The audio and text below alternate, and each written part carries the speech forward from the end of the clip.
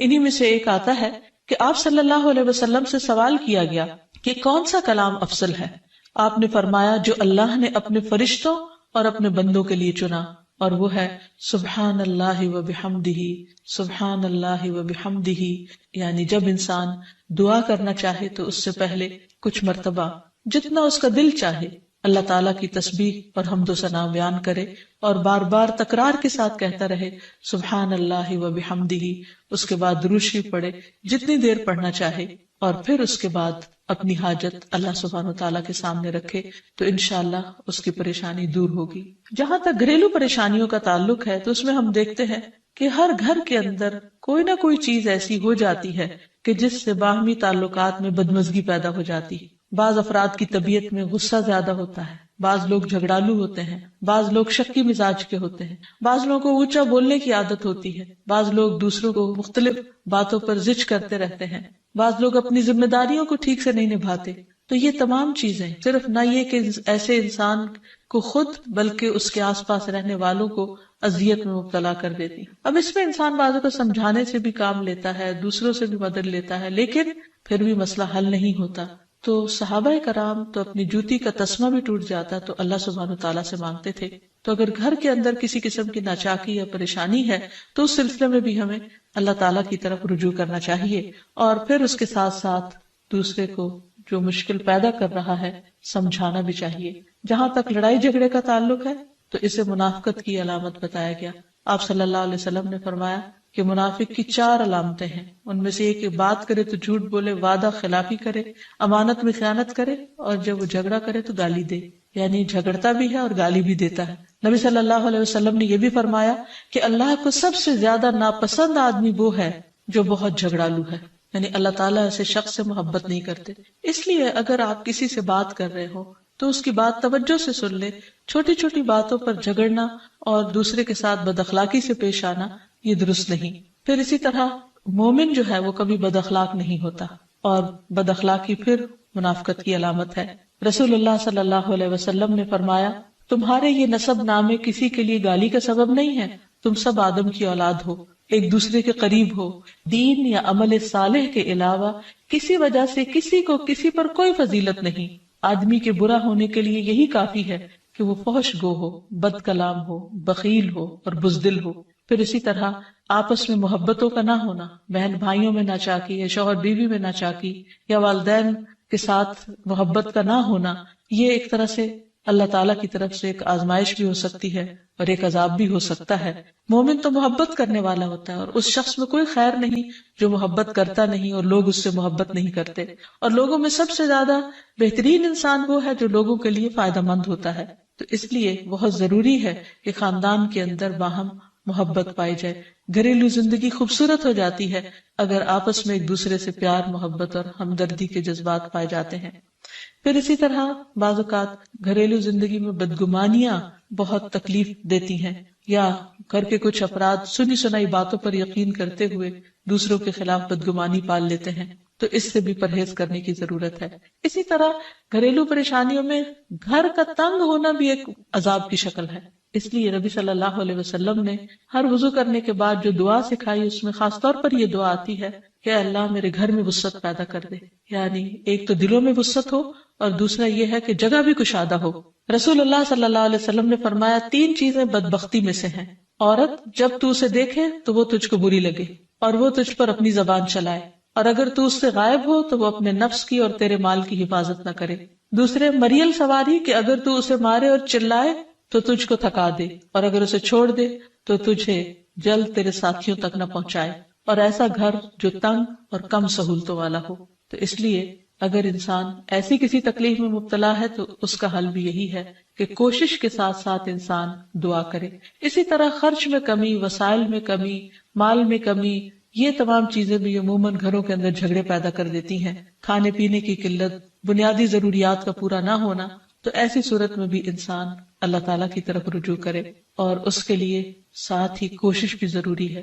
کوشش میں سب سے پہلے تو یہ کہ انسان لڑائی جھگڑا چھوڑے، صبر و ضبط کی عادت ڈالے، برداشت و تحمل کی عادت اپنے اندر پیدا کرے، اپنے اخلاق کو بہتر بنائے۔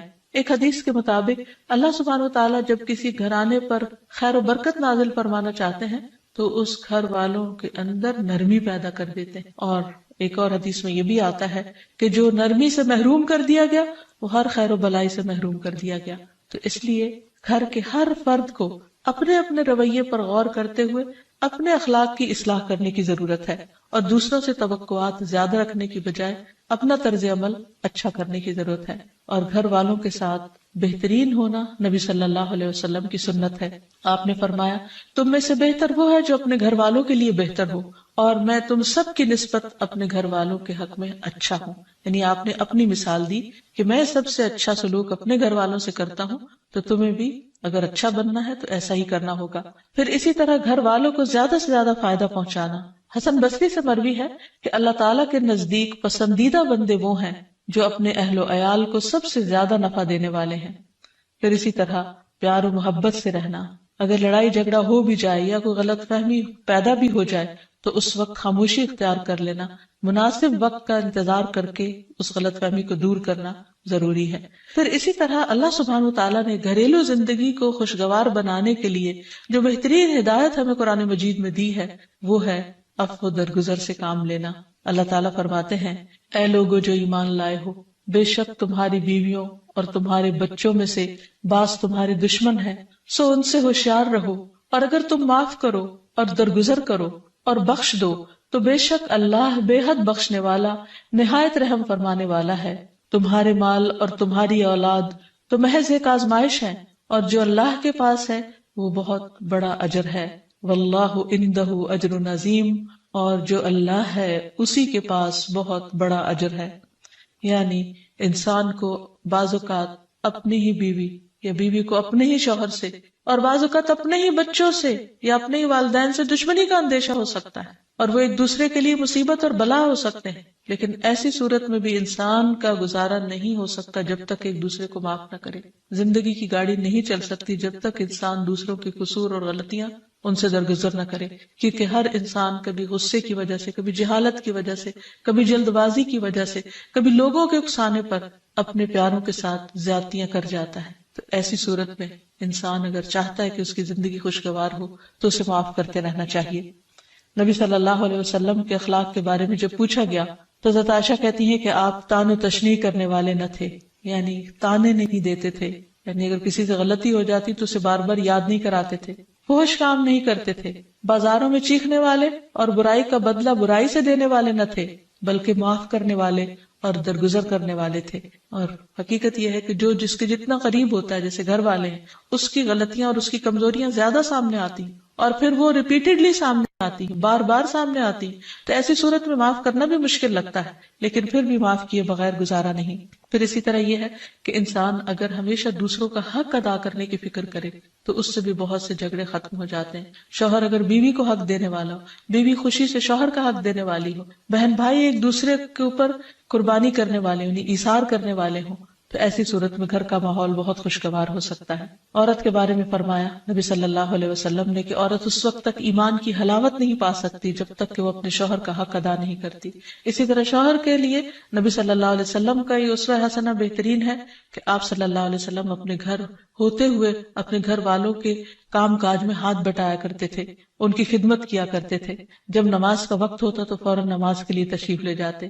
آپ اپنے چھوٹے چھوٹے کام خود کر لیا کرتے تھے. یعنی اس سے بھی یہ پتہ چلتا ہے کہ خوشگوار گھریلو تعلقات میں دوسرے پر بوجھ نہ بننا ایک بہت اہم نقطہ ہے، کیونکہ اگر ہر انسان اپنی ذمہ داری خود لے لے تو دوسروں کے لیے وہ خوشگوار ہو جاتا ہے. پھر اسی طرح گھر والوں کو اگر کوئی غم، تکلیف یا پریشانی ہو تو اس موقع پر اپنے اختلافات کو بھول کر ان کی مدد کرنا، ان کی کیئر کرنا اور ان کی دلجوئی کرنا یہ بھی بہت ضروری ہے. اور حد الوسع گھر کا ماحول خوشگوار رکھنا چاہیے، ایک دوسرے کا احساس کرتے ہوئے اور ایک دوسرے کے کاموں میں عیب نہ نکالتے ہوئے اور ایک دوسرے کو اپریشیٹ کرتے ہوئے، ایک دوسرے کی اچھی خوبیوں کو اور اچھی باتوں کی تعریف کرتے ہوئے، اور اسی طرح بعض اوقات اپنی خواہشات کو پیچھے کرتے ہوئے. کیونکہ اگر ہر انسان یہ چاہے کہ زندگی اس کے مطابق، کیونکہ اگر ہر انسان یہ چاہتا ہو کہ ہر کام گھر میں اس کی مرضی کے مطابق ہو تو یہ ممکن نہیں. بہت سے گھروں میں ساس بہو کا جھگڑا کس بنا پر ہوتا ہے،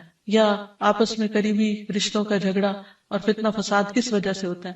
کیونکہ ہر شخص یہ چاہتا ہے کہ گھر کا نظام اس کی مرضی کے مطابق ہو، حالانکہ ایسا ہونا ممکن نہیں. تو اس لیے ہر انسان کو اپنی رائے بھی دینی چاہیے، لیکن دوسروں کی رائے کا بھی احترام کرنا چاہیے. اپنی ضرورت بھی پوری کرنی چاہیے، لیکن اس کے ساتھ ساتھ دوسروں کی ضروریات کا بھی خیال کرنا چاہیے. پھر اسی طرح بہت سے معاملات میں قناعت اختیار کرنی چاہیے، کیونکہ یہ زندگی بذات خود ایک امتحان ہے، اور اصل عیش و عشرت کی جگہ جنت ہے، دنیا نہیں، یا دنیا کا گھر نہیں. تو اس لیے ضروری ہے کہ مشکل حالات میں انسان اپنے عزیزوں کا، پیاروں کا، گھر والوں کا ساتھ دے، ان کی مدد کرے. مثلا شوہر کے اگر معاشی حالات تنگ ہیں تو بیوی ناجائز مطالبات نہ کرے. اسی طرح اگر بیوی بیمار ہے تو شوہر اس سے بہت زیادہ گھر کے کام کا مطالبہ نہ کرے. تو ایک دوسرے کے حالات کی رعایت کرتے ہوئے اگر انسان ایک دوسرے سے توقعات رکھے تو اس سے بھی حالات بہت خوشگوار ہو سکتے ہیں. اور پھر یہ کہ ہمیشہ دوسروں کی چھوٹی چھوٹی ایفرٹ پر ان کے لیے شکر گزاری کے جذبات ہونے چاہیے. مثلا اگر کوئی آپ کو گھر میں پانی پلا دے تو آپ اس پر بھی شکریہ بولیں. ہم عام طور پر اگر گھر سے باہر کہیں ہوتے ہیں اور کوئی ہمارے ساتھ تھوڑے سا بھی احسان کا معاملہ کرے تو ہم اس کے احسان کو مانتے ہیں، لیکن گھر والوں کا احسان ماننا ایک مشکل کام لگتا ہے. تو اس لیے اگر ہم چاہتے ہیں کہ گھریلو زندگی خوشگوار ہو تو اس میں گھر والوں کے احسان کو بھی ماننا ضروری ہے. اور پھر چھوٹی چھوٹی اذیتوں کو بہت مینشن نہیں کرنا چاہیے، ان کا ذکر نہیں کرنا چاہیے، ان پر صبر کرنا چاہیے. تو جو شخص شکر اور صبر سے کام لیتا ہے اس کی زندگی لازماً خوشگوار ہوتی ہے. لیکن اس کے باوجود بھی اگر گھریلو زندگی میں تنگی ہو، تکلیف ہو، آپس کی ناچاکی ہو، دشمنی ہو، پریشانی ہو، بہت بے چینی ہو، تو پھر اللہ سبحانہ وتعالیٰ ہی کی طرف رجوع کرنا چاہیے. کیونکہ قرآن مجید میں آتا ہے وَإِن يُرِدْكَ بِخَيْرٍ فَلَا رَادَّ لِفَضْلِهِ يُصِيبُ بِهِ مَن يَشَاءُ مِنْ عِبَادِهِ وَهُوَ الْغَفُورُ الرَّحِيمُ. اور اگر اللہ تمہیں کوئی تکلیف پہنچانا چاہے تو اس کے سوا کوئی اسے دور کرنے والا نہیں، اور تجھ سے کوئی بھلائی کرنا چاہے تو کوئی اسے ٹالنے والا نہیں. وہ اپنے بندوں میں سے جسے چاہے فضل سے نوازتا ہے، اور وہ بخشنے والا اور رحم کرنے والا ہے. تو اس لیے چھوٹی چھوٹی تکلیفوں پر بھی فوراً اللہ کا ذکر، اللہ کی یاد، اللہ کی تسبیح انسان کے دل کو سکون بخشتے. اور نبی صلی اللہ علیہ وسلم نے خصوصاً اپنی پیاری بیٹی فاطمہ رضی اللہ تعالی عنہا کو جب وہ گھر کے کام کاج کر کے تھک جاتی تھی، کیونکہ اپنے ہاتھ سے چکی پیستی، اپنے ہاتھ سے آٹا گوندتی، اپنے ہاتھ سے اپنے گھر کے کام کاج کرتی، بچوں کو لک آفٹر کرتی، تو بہت تھک جاتی تھی. اور اسی تھکاوٹ کی وجہ سے انہوں نے ایک دفعہ نبی صلی اللہ علیہ وسلم کے پاس جب کچھ قیدی آئے تو خادم کا مطالبہ کیا، لیکن آپ صلی اللہ علیہ وسلم نے ان کو خادم دینے کی بجائے یہ تسبیحات سکھائی اور فرمایا کہ جب تم اپنے بستر پر جانے لگو تو 33 بار سبحان اللہ، 33 بار الحمدللہ اور 34 بار اللہ اکبر پڑھ لیا کرو. اور اسی لیے یہ تسبیحات فاطمہ کے نام سے بھی معروف ہیں. تو رات کو خاص طور پر بستر پر لیٹ کر یہ تسبیحات ضرور پڑھ لینی چاہیے، کیونکہ یہ گھریلو کام کاج کی تھکاوٹ کا بہترین علاج ہے اور خادم کی جگہ کفایت کرنے والی دعائیں ہیں. پھر اسی طرح گھر میں وسعت اور کشادگی کی دعا، اللہم اغفر لی ذنبی ووسع لی فی داری وبارک لی فی رزقی. اے اللہ میرے گناہ معاف کر دے، میرے گھر میں وسعت پیدا کر دے اور میرے رزق میں برکت عطا کر دے. پھر اسی طرح چھوٹی چھوٹی پریشانیوں کے سلسلے میں مثلا بچے کو چوٹ لگ گئی یا اچانک کسی وبائی مرض کا کوئی شکار ہو گیا تو علاج معالجے کے ساتھ ساتھ دعا کرنا ضروری ہے. مثلا گھر والوں میں سے اچانک کسی کو کوئی ایسی بیماری آ گئی، کوئی سٹروک ہو گیا یا ہارٹ اٹیک ہو گیا تو سارے گھر والے پینک ہو جاتے ہیں. ایسی صورت میں پریشانی کا صرف اظہار کرتے رہنے سے اور غمگین رہنے سے مریض کی مدد نہیں کی جا سکتی. تو اس موقع پر اللہ تعالیٰ سے دعا کرنی چاہیے. اور ایک بہت خوبصورت دعا جو نبی صلی اللہ علیہ وسلم نے حضرت اسماء بنت امیس کو سکھائی تھی کہ آپ نے فرمایا کیا میں تمہیں ایسے کلمات نہ سکھاؤں جن کو تم پریشانی کے وقت پڑھا کرو، اور وہ کلمات ہیں اللہ اللہ ربی لا اشرک بہ شیئا. اللہ ہی میرا رب ہے، میں اس کے ساتھ کسی چیز کو شریک نہیں بناتی. اور آخر میں یہ کہ گھر والوں کی باہمی محبت اور الفت اور تعلقات کی بہتری کی دعا کرنی چاہیے جو پیارے نبی صلی اللہ علیہ وسلم نے ہمیں سکھائی ہے. وہ دعا ہے اللہم الف بین قلوبنا واصلح ذات بیننا واہدنا سبل السلام ونجنا من الظلمات الى النور وجنبنا الفواحش ما ظهر منها وما بطن وبارك لنا في اسماعنا وابصارنا وقلوبنا وازواجنا وذرياتنا وتب علينا انك انت التواب الرحيم واجعلنا شاكرين لنعمتك مثنين بها قابليها واتمها علينا اے اللہ ہمارے دلوں میں الفت پیدا فرما دے اور ہمارے آپس کے معاملات کی اصلاح کر دے، ہمیں سلامتی کے راستوں کی رہنمائی فرما اور ہمیں اندھیروں سے نجات دے کر نور کی طرف لیا، اور ہمیں تمام ظاہری اور چھپی بدکاریوں سے محفوظ رکھ، ہمارے کانوں اور ہماری آنکھوں اور ہمارے دلوں اور ہماری گھر والیوں اور ہمارے بچوں میں برکتیں عطا فرما، ہماری توبہ قبول فرما۔ بلا شبہ تو بہت زیادہ توبہ قبول کرنے والا اور رحمت کرنے والا ہے۔ ہمیں اپنی نعمتوں کا شکر ادا کرنے والا بنا اور ان کی تعریف کرنے والا اور ان کو قبول کرنے والا بنا دے۔ ان نعمتوں کو ہم پر کامل فرما دے، یعنی ان نعمتوں کو ہم پر تمام کر دے۔ تو کس قدر جامع اور خوبصورت دعا ہے جو نبی صلی اللہ علیہ وسلم نے ہمیں سکھائی۔ گھریلو زندگی کو خوشگوار بنانے کے لیے ان دعاؤں کو پڑھتے رہنا چاہیے، یاد کر لینا چاہیے، قبولیت کے مواقع پر پڑھنا چاہیے۔ اگر زبانی یاد نہ بھی ہو تو دیکھ کر پڑھ لینا چاہیے، اور اگر ان کا ترجمہ نہ آتا ہو تو اردو میں پڑھنے میں بھی کوئی حرج نہیں، لیکن اللہ تعالیٰ سے مانگتے رہیے، کیونکہ ساری مشکلات کا حل صرف۔ عن ابی موسیٰ عن النبی صلی اللہ علیہ وسلم قال مثل البیت الذی یذکر اللہ فیہ والبیت الذی لا یذکر اللہ فیہ مثل الحی والمیت، رواہ مسلم۔ سیدنا ابو موسیٰ رضی اللہ عنہ سے روایت ہے، نبی صلی اللہ علیہ وسلم نے فرمایا، جس گھر میں اللہ تعالیٰ کا ذکر کیا جاتا ہے اور جس گھر میں اللہ تعالیٰ کا ذکر نہیں کیا جاتا وہ زندہ اور مردہ کی مثل ہے۔ اللہ کے بندے، اللہ سے محبت کرنے والے ہر حال میں اللہ کو یاد کرتے رہتے ہیں، خواہ وہ اپنے گھر میں ہو یا گھر سے باہر۔ الذین یذکرون اللہ قیاما وقعودا وعلی جنوبہم، وہ جو اللہ کا ذکر کرتے ہیں کھڑے، بیٹھے اور لیٹے۔ ایسے لوگ دنیا کے کسی بھی حصے میں ہوں، کوئی بھی کام کر رہے ہوں، ان کے دلوں میں اللہ کی یاد سمائی ہوئی ہوتی ہے۔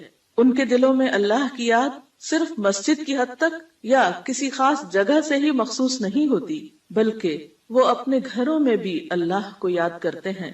اس حدیث کے مطابق وہ گھر جن میں اللہ کا نام بلند ہوتا ہے، جس میں ذکر کیا جاتا ہے، وہ اس شخص کی طرح ہے جو زندہ ہو۔ اس کی مثال ایک زندہ انسان کی سی ہے۔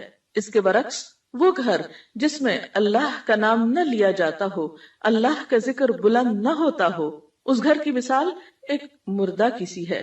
اور آپ سب جانتے ہیں کہ زندہ اور مردہ برابر نہیں ہوا کرتے۔ لا يستوي الاحیاء ولا الاموات، زندہ اور مردہ برابر نہیں، دونوں میں بہت بڑا فرق ہے۔ اسی طرح ان دو گھروں میں بھی بہت فرق ہے، جن میں سے ایک میں اللہ کی یاد بلند ہو، اللہ کا نام بلند ہو، اور دوسرے وہ جس میں اللہ تعالیٰ کو یاد کرنے والا کوئی نہ ہو۔ قرآن پاک میں اللہ سبحانہ و تعالیٰ کو یاد کرنے والوں کی صفت یہ بتائی گئی ہے کہ رجال لا تلہیہم تجارت ولا بیع عن ذکر اللہ، وہ ایسے لوگ ہیں جنہیں تجارت اور خرید و فروخت اللہ کی یاد سے غافل نہیں کرتی، یعنی عین دنیا کے اندر رہتے ہوئے بھی وہ اللہ کو یاد کرتے رہتے ہیں۔ وَإِقَامِ الصَّلَاةِ وَإِيتَاءِ الزَّكَاةِ، نماز قائم کرنے اور زکوٰۃ کی ادائیگی سے کوئی چیز انہیں منع نہیں کرتی، مانے نہیں ہوتی۔ اور وہ یہ کیوں کرتے ہیں؟ یعنی اللہ کو یاد کیوں کرتے رہتے ہیں اور اپنے فرائض کی ادائیگی میں سرگرم کیوں رہتے ہیں؟ يَخَافُونَ يَوْمًا تَتَقَلَّبُ فِيهِ الْقُلُوبُ وَالْأَبْصَارُ، وہ اس دن سے ڈرتے ہیں جس دن دل اور نگاہیں الٹ پلٹ ہو جائیں گی، یعنی قیامت کا خوف ہے ان کے دل کے اندر، اور اس کے ساتھ ساتھ اللہ کے فضل کے امیدوار بھی ہیں۔ لِيَجْزِيَهُمُ اللَّهُ أَحْسَنَ مَا عَمِلُوا وَيَزِيدَهُم مِّن فَضْلِهِ، تاکہ اللہ ان کو بدلہ دے ان کے اچھے اعمال کا جو انہوں نے کیے، اور اپنے فضل سے زیادہ بھی نوازے۔ وَاللَّهُ يَرْزُقُ مَن يَشَاءُ بِغَيْرِ حساب، اور اللہ اپنے رزق میں سے جسے چاہتا ہے بے حساب عطا کر دیتا ہے۔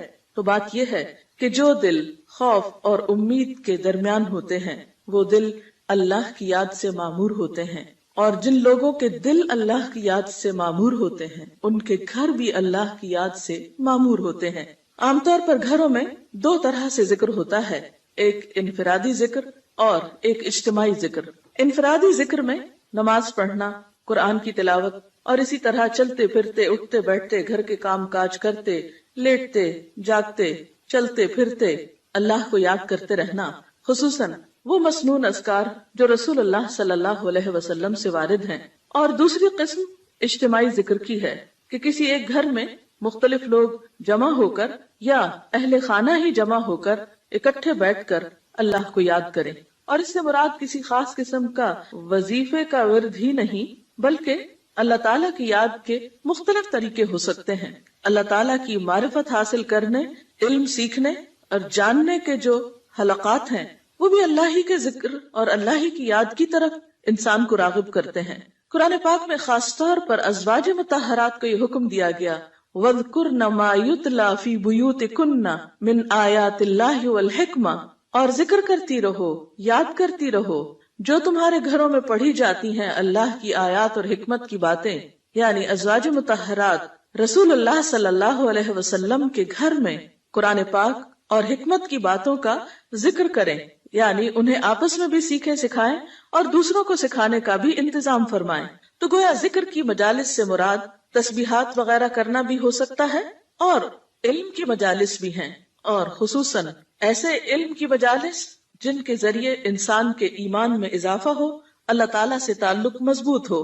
قرآن پاک میں اللہ تعالیٰ نے اہل ایمان کو خصوصی طور پر تنبیہ فرمائی، تلقین فرمائی، یا ایھا الذین آمنوا لا تلہکم اموالکم واولادکم عن ذکر اللہ، اے لوگو جو ایمان لائے ہو، تمہارے مال اور تمہاری اولادیں تمہیں اللہ کے ذکر سے غافل نہ کریں. ومن یفعل ذلک فاولئک ھم الخاسرون، اور جو ایسا کریں گے وہی لوگ دراصل خسارہ پانے والے ہیں، نقصان اٹھانے والے ہیں. یعنی گھر میں ہوتے ہوئے انسان دنیا کے کاموں میں مشغول ہو جاتا ہے یا بال بچوں کی محبت میں بعض اوقات اللہ تعالیٰ کی یاد سے غافل ہو جاتا ہے، تو ایسے میں فرمایا کہ لا تلہکم اموالکم واولادکم عن ذکر اللہ، یہ دنیا کے مال اور یہ تمہارے بال بچے تمہیں اللہ کی یاد نہ بھلائیں. گویا گھر میں ہوتے ہوئے اللہ کو یاد کرتے رہو.